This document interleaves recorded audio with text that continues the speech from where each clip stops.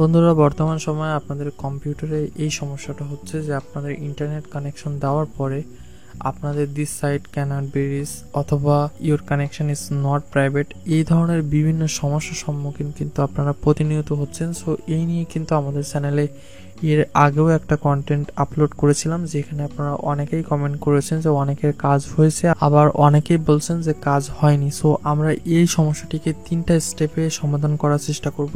So বন্ধুরা, তার আগে আপনাদের কাছে একটাই অনুরোধ, যদি কিনা আপনি আমাদের এই চ্যানেলের নতুন দর্শক হয়ে থাকুন তাহলে অবশ্যই লাইক করবেন এবং অবশ্যই নিচ থেকে আমাদের এই চ্যানেলটিকে সাবস্ক্রাইব করে আমাদের সাথেই থাকবেন। সো বন্ধুরা, যে 3টা স্টেপ নিয়ে আমি আপনাদের সাথে শেয়ার করব, সেই 3টা স্টেপের আমরা সর্বপ্রথম স্টেপে আপনাদেরকে চলে যেতে হবে আপনাদের কন্ট্রোল প্যানেলে। আপনারা চাইলে এখান থেকে সার্চ করে কন্ট্রোল প্যানেল আসতে পারেন, অথবা আপনারা আপনাদের কম্পিউটারের সামনে কন্ট্রোল প্যানেল থাকলে আপনারা সেখান থেকে যেতে পারেন। তো আমি চলুন সার্চ করে যাই, যেহেতু সবার তো যে সামনে থাকবে এমন কোনো কথা না। তো আমি এখান থেকে কন্ট্রোল প্যানেল সার্চ করলাম। এবার কন্ট্রোল প্যানেল সার্চ করার পরে আপনার এই জায়গাতে এত ছোট ছোট আইকন নাও আসতে পারে, আপনার ঠিক এমন থাকতে পারে। সো আপনি এখান থেকে যে ক্যাটাগরিজ দেখতে পাচ্ছেন, এখান থেকে আপনি স্মল আইকন এটা করে নেবেন। এরপর আপনি ঠিক ডান সাইডে বা আপনার এর ভিতরে একটা অপশন থাকবে network and sharing centre, just আপনি এইটার মধ্যে ঢুকবেন।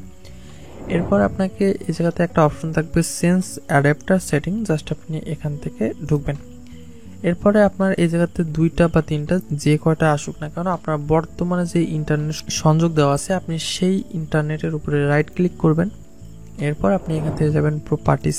তারপর আপনাকে এখান থেকে সিলেক্ট করতে হবে ইন্টারনেট প্রোটোকল ভার্সন, এখানে গেলাম। তারপর আপনি এখান থেকে আবারও যাবেন প্রপার্টিস থেকে আপনি এখানে সিলেক্ট করবেন use the following DNS server address.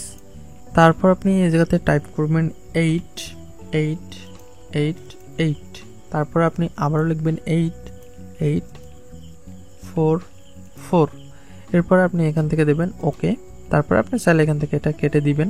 তারপরে আপনি যদি কিনা এখান থেকে আমরা যেটা সার্চ করতে গিয়ে আমাদের সমস্যা হচ্ছিল সেটা যদি আমরা এখান থেকে রিলোড করি, তাহলে দেখতে পাবেন যে আমাদের সেই গুগল প্লে স্টোর বা আপনাদের যে সাইটে সমস্যাটা হচ্ছিল সেটা কিন্তু ফিক্সড হয়ে গেছে। আপনাদের যদি কিনা অনেকের এটা রিলোড করলে না আসে, সেক্ষেত্রে আপনারা এই সাইটে একদম একটা 3 ডট দেখতে পাচ্ছেন, জাস্ট আপনি 3 ডটে যাবেন। তারপরে এখান থেকে আপনি যাবেন হিস্টোরি। তারপর আপনি এখান থেকে আবারও হিস্টোরি যাবেন। তারপর আপনি এই জায়গা থেকে ডিলেট ডাটায় এখানে যাবেন। তারপর আপনি এখান থেকে অ্যাডভান্সটা অবশ্যই সিলেক্ট করা থাকবে। এরপর আপনি এখান থেকে লাস্ট আওয়ার থেকে আপনি এখান থেকে অল টাইম সিলেক্ট করবেন।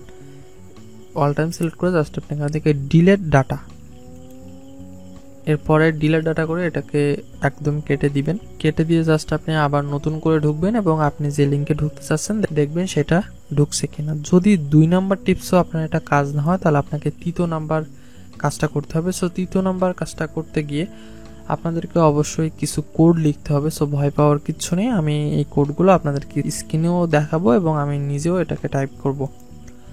সো আপনাদেরকে সরাসরি সার্চ অপশনে এসে লিখতে হবে সিএমডি, এমন লিখে জাস্ট এন্টার করতে হবে। এরপর আপনাদের সামনে ঠিক এই ধরনের একটা কোডের একটা অপশন চলে আসবে, জাস্ট আপনাদেরকে এখানে টাইপ করতে হবে আইপি কনফিগ, তারপর একটা স্পেস, তারপরে লিখবেন FLUSNDNS। আপনারা যেমনটা স্ক্রিনে দেখতে পাচ্ছেন আপনারা ঠিক সেইভাবে টাইপ করবেন। ওকে, সো আমি এটাকে এন্টার করছি। অলরাইট, এরপরে আপনারা লিখবেন আইপি, আবারও কনফিগ,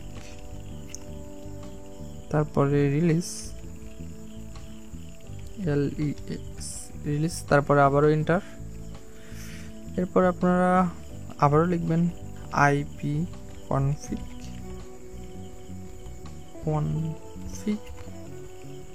আবারও লিখবেন রিনিউ। ওকে, রিনিউ, আবারও আপনারা এখান থেকে দিবেন ইন্টার।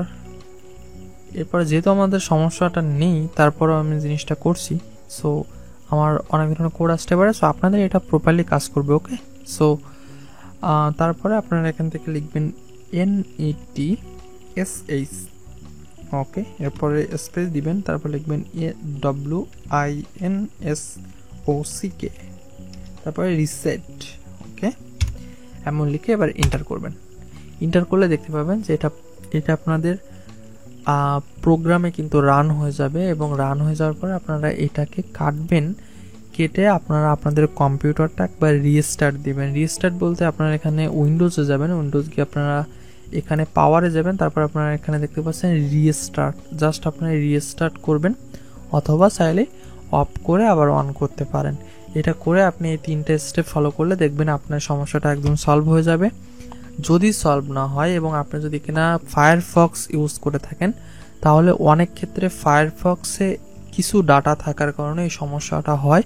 সো আপনার যদি ফায়ারফক্সে এই সমস্যাটা হয় তাহলে অবশ্যই আমাদেরকে কমেন্ট করবেন, এবং যদি এই সমস্যাটা সলভ হয়ে যায় তাও কমেন্ট করবেন। আর ফায়ারফক্সে যদি সমস্যা হয় সেক্ষেত্রে আপনি ফায়ারফক্সটাকে আপনার কম্পিউটার থেকে রিমুভ করে দিয়ে আবার নতুন করে আপনার ফায়ারফক্সটা ডাউনলোড করবেন, এবং এই 3টা টিপস অবশ্যই আপনি ফলো করবেন, দেখবেন আপনার সমস্যাটা একদম পুরোপুরিভাবে সমাধান হয়ে যাবে। সো বন্ধুরা, আজকে ছোট একটি ভিডিও যদি কিনা আপনার কাছে একটু ভালো লেগে থাকে অবশ্যই লাইক করবেন, এবং অবশ্যই আমাদের চ্যানেলটিকে সাবস্ক্রাইব করে বেল অপশনে চাপ দিয়ে অবশ্যই আমাদের সাথেই থাকবেন। ধন্যবাদ সবাইকে।